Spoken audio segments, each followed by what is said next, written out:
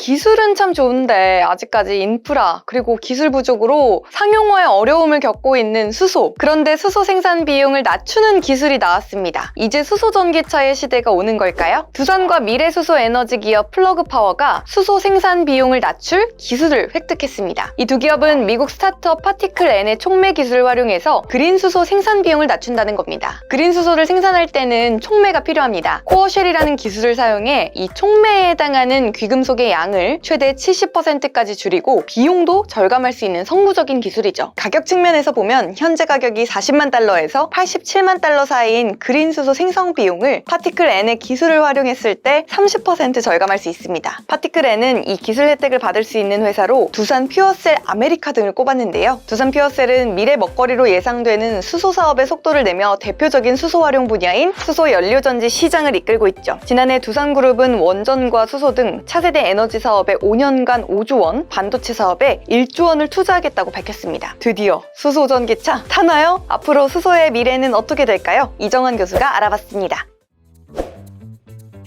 수소는 생산 방식과 친환경 여부에 따라서 그레이 수소, 블루 수소, 그린 수소로 나뉘게 되는데요. 일단 전 세계 생산량의 한 90% 이상을 차지하는 그레이 수소는 이제 LNG의 주성분인 메탄을 이용해서 수증기와 반응시켜서 이산화탄소와 수소로 분리하는 이런 생산 과정을 통해서 수소를 만들게 됩니다. 근데 이제 이러한 그레이 수소를 만들게 되면은 일반 LNG 발전보다 2배 이상의 탄소가 나온다라고 이야기하고 있습니다. 반면 블루 수소는 이제 그레이 수소하고 생산 과정은 같은데 이 과정 속에서 나온 탄소를 포집한다고 이야기합니다. 탄소를 모아가지고 다른 곳에 저장하는 이런 기술을 넣는 이런 생산이라고 이야기할 수 있겠고요. 비교적 친환경적이긴 하지만 비용 자체라든지 포집에 대한 문제가 여전히 남아있다고 보시면 될 것 같습니다. 반면에 그린 수소는 가장 이상적인 친환경 연료라고 할 수 있는데 이제 재생에너지를 써가지고 물을 분해한다고 이야기하죠. 수전의 기술이라고 이야기하는데 이런 물을 분해하는 기술을 통해서 결국 산소와 수소가 나뉘는 이런 과정들을 거쳐서 이산화탄소가 전혀 발생하지 않는 이런 생산 기술이라고 볼 수 있겠습니다. 그렇기 때문에 가장 탄소 친화적인 그런 에너지원이라고 할 수 있겠습니다.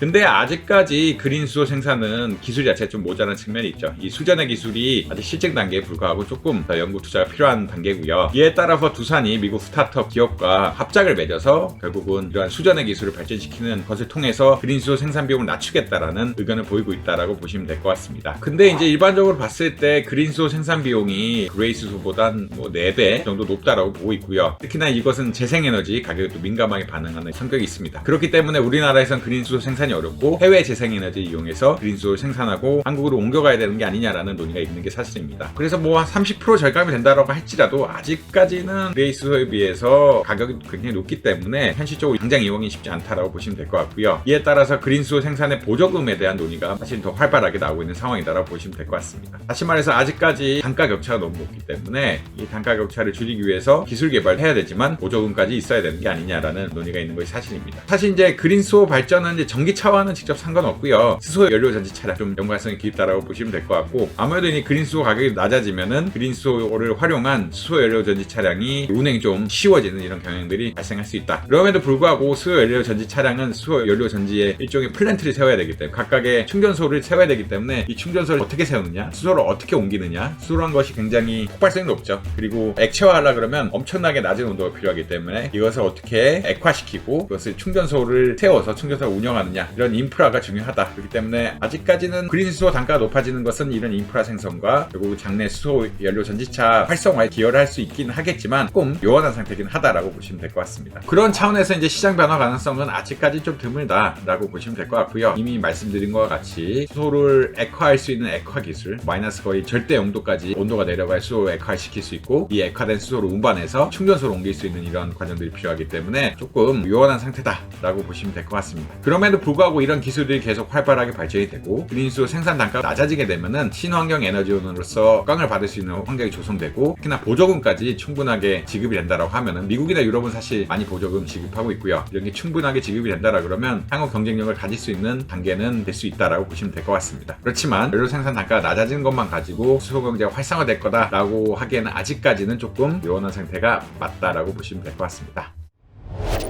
오늘 덕으로에서 준비한 소식 어떠셨나요? 더 자세한 내용이 궁금하시다면 덕으로 홈페이지와 유튜브 구독을 통해 만나보시기 바랍니다.